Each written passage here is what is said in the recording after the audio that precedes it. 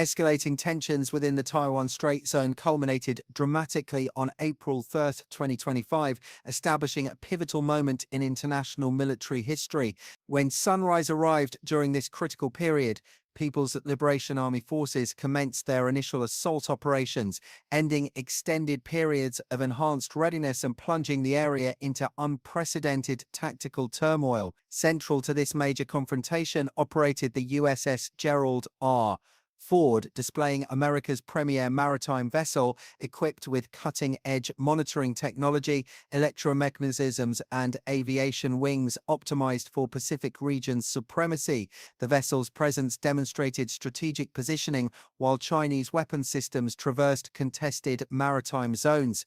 This fleet formation's arrival emphasized America's steadfast dedication to maintaining oceanic freedom and opposing hostile activities. The Ford's massive scale and roaring deck operations conveyed an unmistakable signal.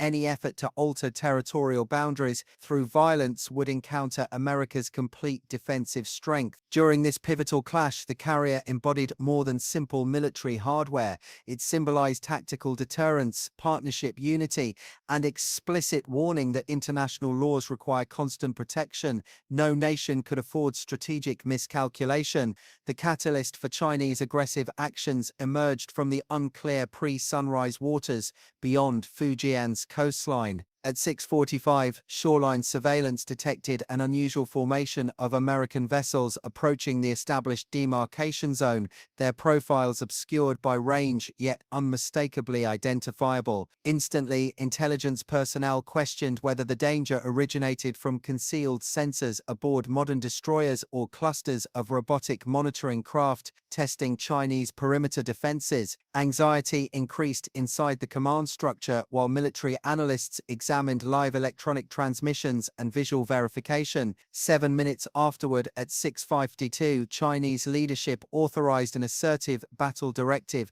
deploy salvos of HQ-9B anti-aircraft rockets, launch J-16 and J-11 fighter squadrons, and engage maritime close defense weapon arrays for ultimate security. This comprehensive response demonstrated a calculated risk, combining extended range accurate armaments with flexible aerial units and mechanized terminal protection mechanisms. The coordinated implementation of radar-guided rocket attacks, hypersonic fighter missions, and rapid-fire artillery clusters highlighted Chinese determination to preserve territorial control through military force. By choosing immediate confrontation rather than awaiting additional provocations, China purposefully intensified the crisis, indicating to neighboring states that any challenge to oceanic authority would face resolute armed response. China's unified airspace protection network creates a powerful barrier against potential attackers, constructed through numerous interconnected defensive rings designed to locate,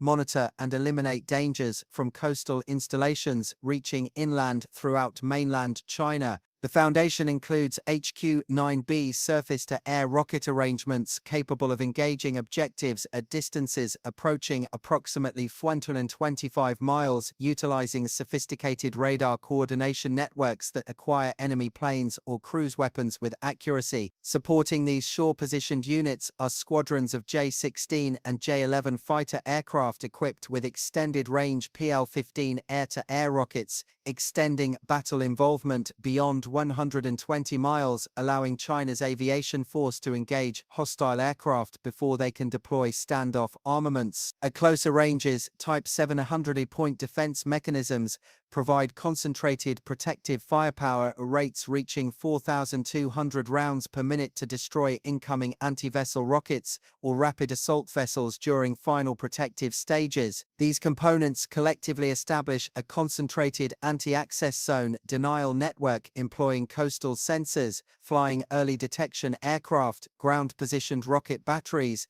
and quick-reaction fighter patrols within coordinated command structures. By connecting identification and engagement networks throughout maritime, aerial, and terrestrial environments, China has built a high-density protective obstacle intended to complicate hostile attack preparation, reduce long-distance precision weapon effectiveness, and discourage any infiltration into areas considered sovereign naval approaches. Upon identifying the approaching danger, the USS Gerald R. Ford Carrier Battle Group immediately assumed maximum readiness. The carrier's advanced SPI-6 active electronically scanned array radar commenced monitoring up to 1,000 aerial and surface targets concurrently, providing instant intelligence to the formation's linked armament systems. Managed by Aegis Baseline 10 mechanisms aboard accompanying Arleigh Burke destroyers, the battle group's 96 Mark 41 vertical launch chambers prepared to execute precisely timed protective barrages. Leading the defensive rocket inventory was the SM-6 interceptor, capable of Mach 3.5 speeds at distances reaching 230 miles, forming the primary extended-range blocking barrier. Addressing intermediate distances, enhanced Sea Sparrow rockets provided rapid medium-range protection, while rolling airframe rockets offered agile short-range defense against maneuvering dangers. For threats penetrating outer protective boundaries, Phalanx mechanisms attacked incoming rockets or small vessels using 20mm rotating cannons. Combined control facilities merged sensor information and allocated engagements automatically, ensuring no objective could overpower defensive capabilities. Within moments, the Ford Battle Group transitioned from deterrent placement to active security, demonstrating the carrier's dual role as both assault platform and protective barrier of American maritime strength. During the subsequent aerial combat phase, F-35C Lightning II stealth aircraft assumed primary authority, establishing overlapping destruction areas that surrounded the carrier battle group with hidden threat corridors. Utilizing their reduced radar signatures and advanced sensor integration, these sophisticated jets directed friendly rockets toward enemy aircraft before hostile pilots understood they confronted assault. Above, an E-2D Hawkeye surveillance aircraft maintained constant battlefield monitoring, its powerful radar examining vast regions to detect and track all approaching and departing aircraft. Once enemies were positioned, AIM-120D AMRAAM rockets launched from both F-35Cs and supporting fighters. These self-directing homing weapons with roughly 90-mile range pursued objectives independently at extreme supersonic velocities. Cooperation between Hawkeye battle management crews and F-35C distributed mechanisms ensured each rocket received optimal targeting information, reducing engagement time. Within minutes, numerous Chinese J-16 and J-11 fighters succumbed to this combined strategy, their formations destroyed before launching effective counterattacks. The outcome provided definitive proof of American carrier aviation's capability to control disputed airspace and safeguard valuable resources through stealth, sensor integration, and accuracy beyond visual range warfare. EA-18G Growler electronic assault aircraft equipped with AGM-88 HARM rockets executed coordinated attacks against PLA maritime radar protections. Growler interference mechanisms produced customized electronic disruption, disturbing Chinese radar networks throughout CX and S frequency bands, while HARM weapons targeted active transmitters to physically destroy essential sensor installations.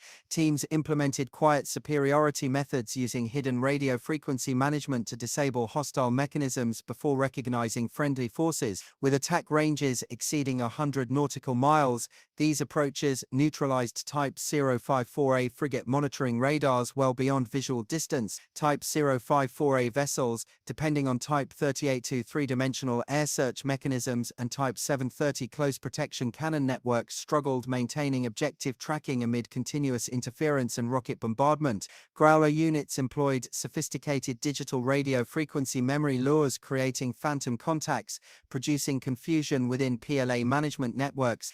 Meanwhile, HARM's high-velocity flight characteristics enabled accurate strikes against superstructure installed radars, disabling them within moments of activation. The American Carrier Battle Group incorporated Link 16 information connections throughout carriers, destroyers, and growlers, improving targeting precision and accelerating engagement sequences. This network structure guaranteed immediate battlefield awareness and flexible resource reallocation. By rapidly alternating between soft-kill electronic disruption and hard-kill rocket attacks, America established an electromagnetic battlefield neutralizing frigate multi-layered protections. Eventually, this combination of deception, destruction, and doctrine-based approaches exemplifies contemporary cross-domain combat and demonstrates American maritime dominance in disputed coastal waters with undeniable power. Following the Carrier Battle Group's multi-layered protections eliminated approaching threats, the USS Gerald R. Ford's battle management facility rapidly transitioned from protective posture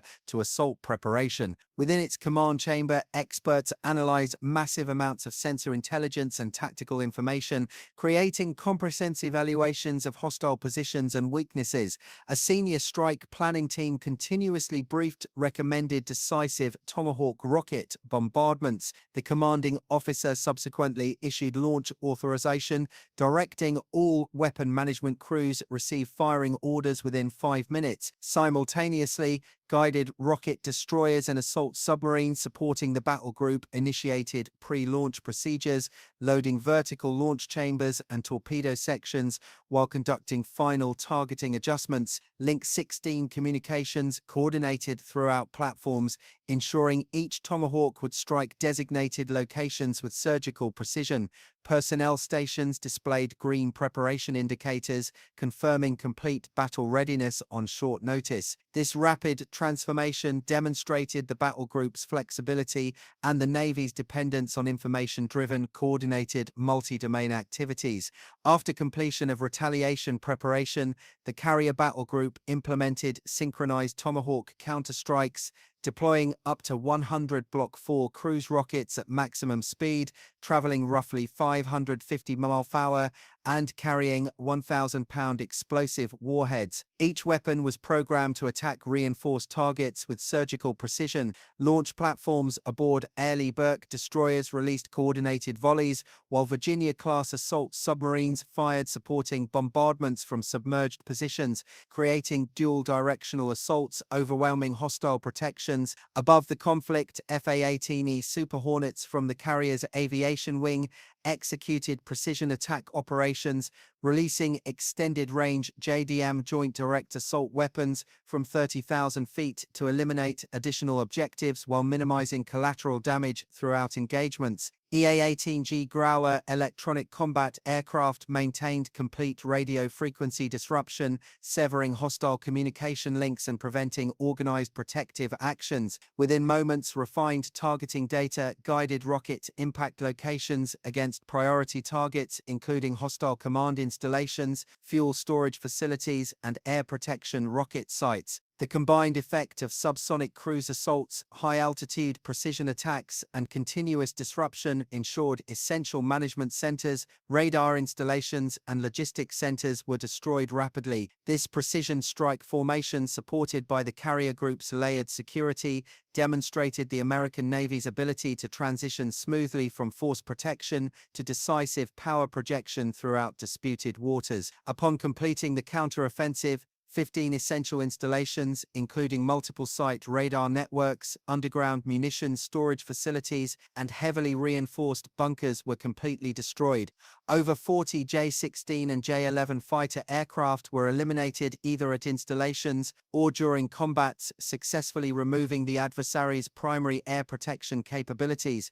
Economic evaluations estimate immediate damages exceeding $5.7 billion, representing not only destroyed equipment, but also disabled maintenance and logistics networks. The coordinated strikes dismantled the A2AD barrier once extending from coastlines deep into the mainland, forcing the primary maritime installation to relocate command operations nearly 200 kilometers inland and surrender control over strategic coastal waterways. Beyond physical destruction, this operational disaster damaged hostile leadership confidence, decreased personnel morale, and enhanced American power projection reputation. Ultimately, the mission decisively altered oceanic power relationships, establishing maritime superiority and preventing future aggression. The destruction of China's renowned A2AD network devastated adversaries' spirit, weakening both international reputation and faith within the PLA. The decisive demonstration revealed the effectiveness of multi-layered sensor-integrated protections and vital collaboration between aviation operations and electronic warfare. It also provided clear deterrence.